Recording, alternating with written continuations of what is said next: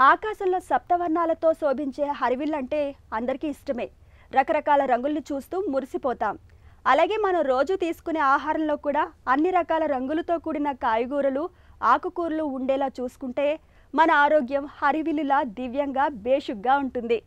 ఆకుపచ్చ, ఎరుపు, పసుపు మొదలైన రంగుల్లో కనిపించే ఆహారాల్లో విభిన్నమైన పోషకాలు దాగి ఉంటాయి.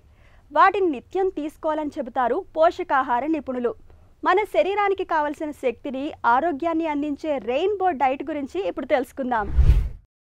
రంగుల ఆహారానికి మన ఆరోగ్యానికి చాలా సంబంధం ఉందండి. ఎందుకంటే మనం నేచరు చాలా డిఫరెంట్ మనకి రంగులతో కూడిన ఆహారం అందిస్తుంది.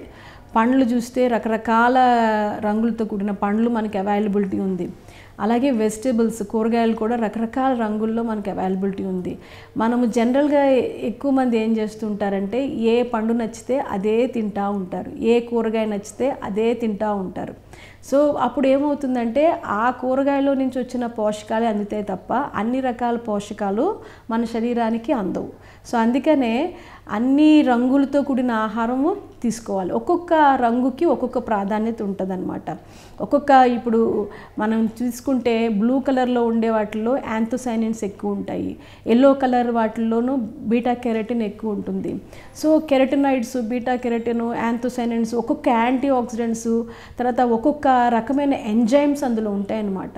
సో అందుకనే మనము ఓన్లీ ఇష్టపడేవి మనకు నచ్చినవే కాకుండా మనకు అన్ని రకాల పోషకాలు శరీరానికి అందాలి అంటే ఖచ్చితంగా అన్ని రంగులతో కూడిన ఆహారం అనేది వెజిటేబుల్స్ కానీ ఫ్రూట్స్ కానీ అన్ని రంగులు కలిగినవి మన శరీరానికి చాలా ప్రాధాన్యత ఉంది కాబట్టి అన్నీ అందేటట్టు చూసుకోవాలి. అప్పుడు రోగనిరోధక శక్తి ఎక్కువ ఉంటుంది. భగవంతుడు మనకి ఇచ్చినది ఏంటంటే మన బాడీకి కావలసిన పోషకాల ద్వారా రోగనిరోధక శక్తి అనేది మన బాడీయే ఉత్పత్తి చేసుకుంటుంది.